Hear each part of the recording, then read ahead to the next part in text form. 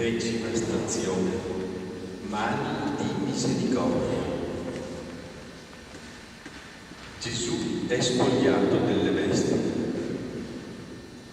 Ti adoriamo, Cristo, e ti benediciamo.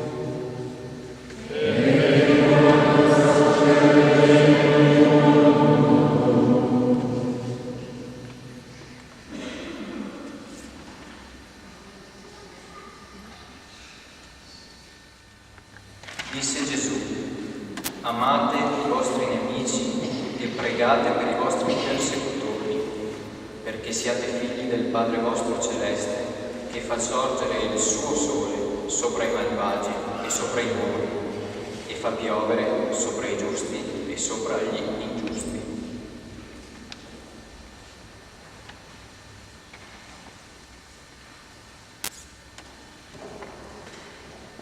Riflessione di Fratel Charles.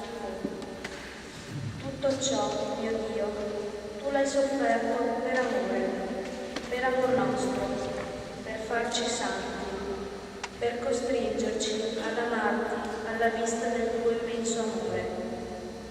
Non fu certo per redimerci che tu hai tanto sofferto, o Gesù. Il tuo più piccolo atto ha un valore infinito, perché è l'atto di un Dio, che sarebbe bastato in abbondanza a redimere 1000 mondi. Tu l'hai fatto per farci santi, per portarci, per costringerci ad amarci veramente, perché l'amore è il mezzo più potente per attrarre l'amore. Fa che il tuo materno